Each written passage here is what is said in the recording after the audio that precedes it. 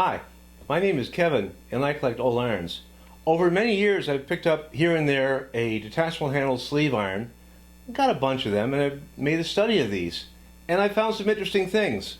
Now let me tell you, this particular video is for the old iron aficionados. It's going to be too detailed for probably a lot of people, but buckle up. We're going to see some interesting things.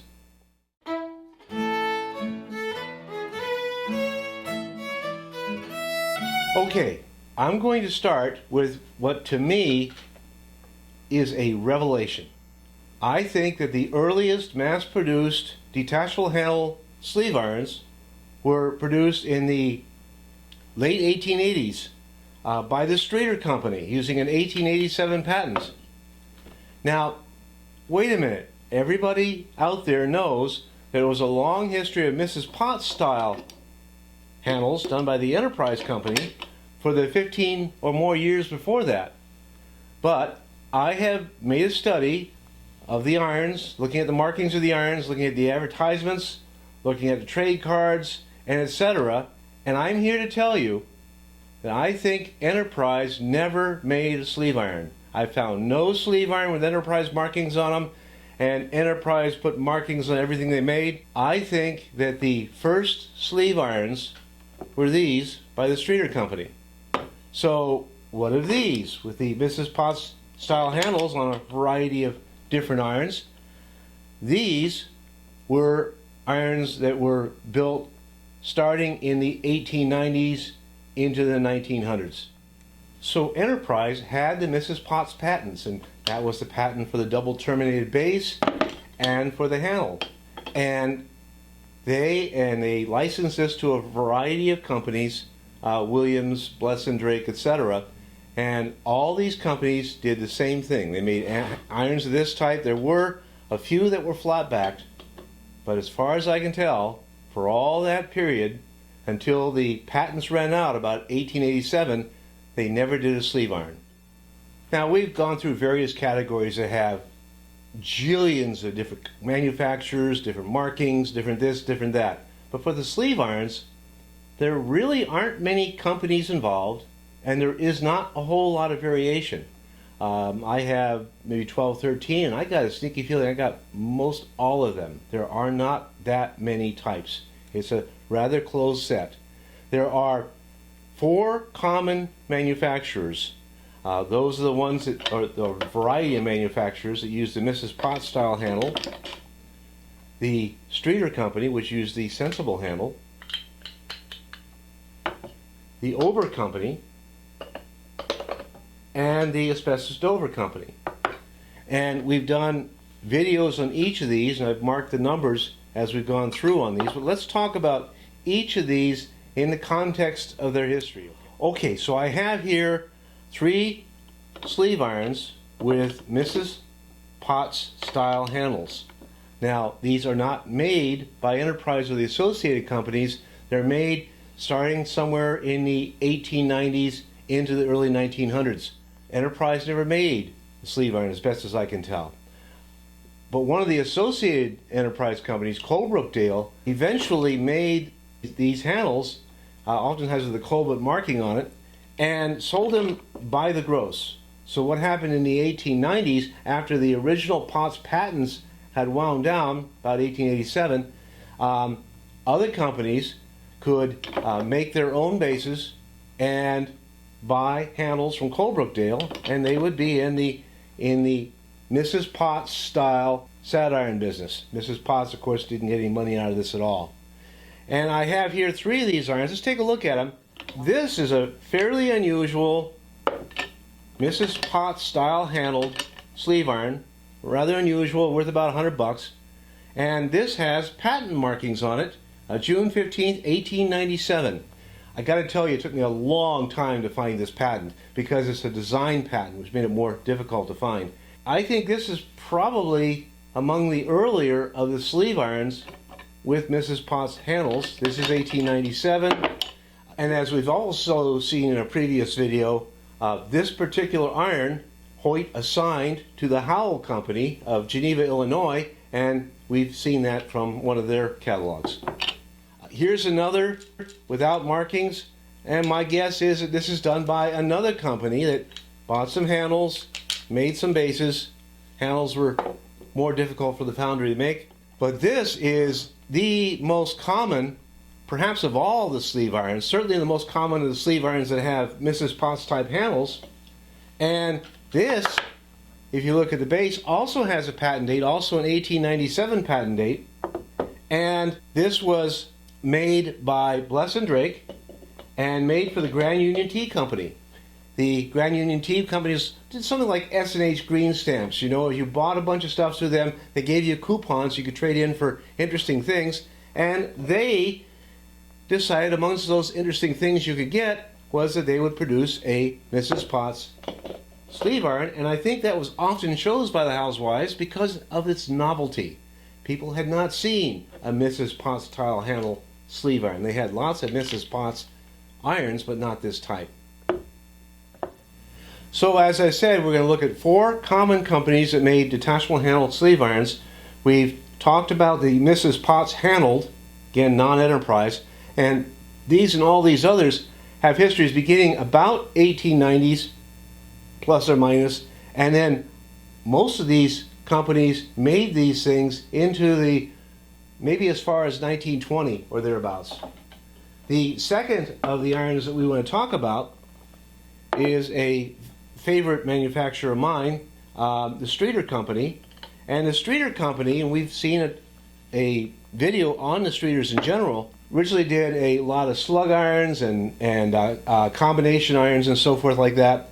And then in 1887, they patented a new handle type, which they used called the Sensible. And after that patent, in the late 1880s, 88, 89, and for the years afterwards, they marketed quite an assortment of different kinds of bases that you could apply your handles to. There was a hat iron, there's a polishing iron, and there were sleeve irons. And again, Streeter was particularly innovative, and he was the one that picked up, hey, listen, there's no sleeve irons with detachable handles, and he made a Sensible number 1, a bit smaller, Sensible number 5, a little bit larger, and he made a Sensible number 7, which I do not have, but I have a photo here, is basically the equivalent of a 5 with a button notch for buttonholes in the back. That's quite rare. So the Enterprise Company had these things, made millions of them with associated other companies that licensed the patents, and they were pretty much the only company doing these kind of things until the 1880s, late 1880s. Now we have something different, and other foundries, understanding that the Potts patents were no longer out there anymore, came up with their own patents, as Streeter did, made a variety of irons. And one of the companies here, again, we've had a video on these, is the Ober Company. Ober Company made a variety of very stylish handle irons of every description you can think of, actually. But amongst the most common of these irons is either double terminated or the sleeve irons, and these two are quite common. The base was an 1893 patent and the handle was an 1895 patent. And Ober continued to make these in their line of many other irons, again, into the 19 teens at least, maybe a bit later than that. So that's the Ober Company. I have 2 of these with somewhat different type bases, somewhat different type handles sometimes too. They had a design patent on this particular, the handle itself. And then, we'll grab a couple more out here. In 1900, and several patents thereabouts, along came the Asbestos Company, actually the Dover Company that made asbestos handles. The asbestos, again, being some material inside the hood to insulate the top from the heat of the bottom. And also, and I don't have one of these here, there were Dover irons, which had a little peg here that you could latch onto on the top of the hood. Same company, 2 basic different styles that they had. And this company did have box sets containing very oftentimes irons of different sizes and different shapes, including the sleeve irons. Again, the Enterprise box sets never had a sleeve iron. So to reiterate, there are 4 basic types. Again, the range of many manufacturers that utilize the Mrs. Potts style handle. And I should tell you, there's actually a whole book on all those various company markings. Lots of people, lots of foundries went around and making this so they could easily make buying these, and they'd be in the iron business and not have to worry about patent fees and so forth.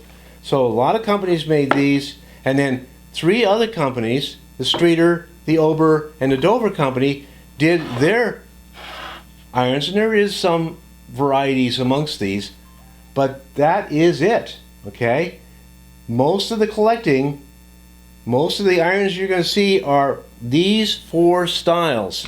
There are some rarities, and I'll show some of that. We have 2 irons. These are a little more uncommon, none of these being particularly rare. This is the Harper company. We've done a video on these. Patents 19.7, 19.9, several patents along the way. This one actually says August 27th, 07. And sort of the same idea here. This is the Universal with a 1911 patent.